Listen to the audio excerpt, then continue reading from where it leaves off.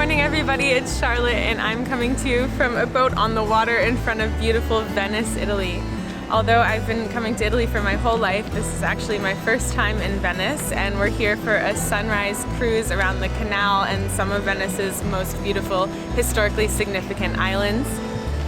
Venice is one of the most important cultural heritage sites in all of Italy, but also in the entire world, and it remains one of the world's most important historical cities and global powers. This used to be an incredible kingdom, and to this day is one of the most touristed cities in the world, and for good reason. It's so beautiful. So let's go check it out together.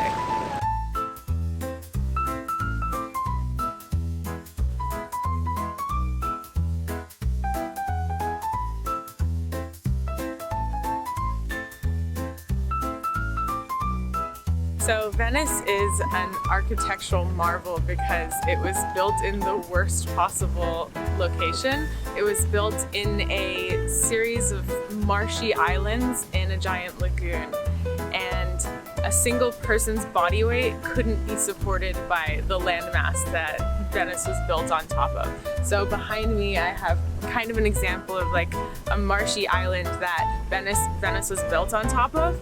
And they did this by driving thousands of wooden poles deep into the clay surface beneath these islands. And over time, the clay between the poles was solidified and the water pushed out, and it became like a solid building surface upon which the beautiful architecture of Venice stands to this day.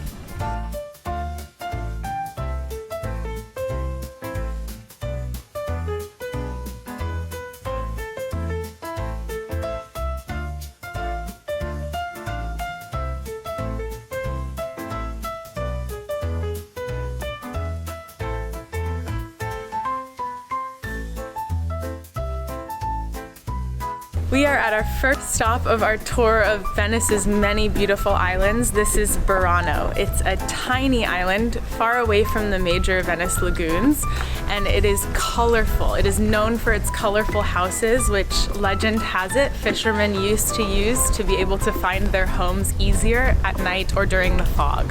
Burano is also known for its artisan lace making, and it is just a gem, an absolute treasure to walk around with all of the colorful houses. So let's take a stroll.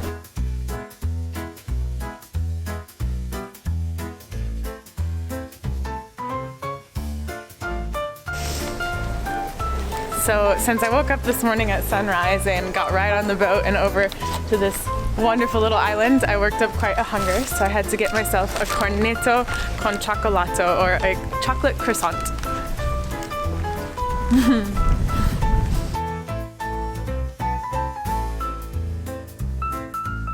Behind me is Murano, one of Venice's many islands, and this one is known for its artisan glass blowing.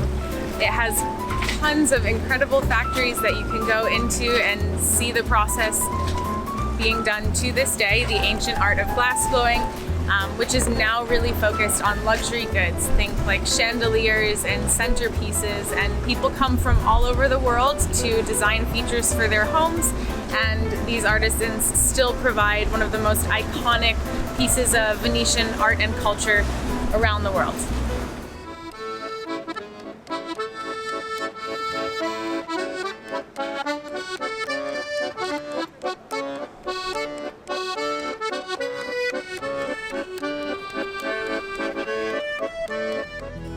Alright, now we are in Piazza San Marco, back in Venice proper, in one of the most iconic central squares, or piazzas, in all of Venice. Again, Piazza San Marco. Behind me is Cathedral San Marco, and beside it is the Doge's Palace, which, if you didn't know, Venice's kingdoms were ruled by presidents or rulers called doges, and each one of them successively lived in an elaborate plaza that is elaborate. Each one of them lived in an elaborate palace that is available to see by the public today. It acts as a museum, so I'll probably go check that out after this. This plaza is bustling at all times of the day with many tourists, and there are good eateries around the side and countless historically significant sites to visit along every inch of the piazza. It's very beautiful.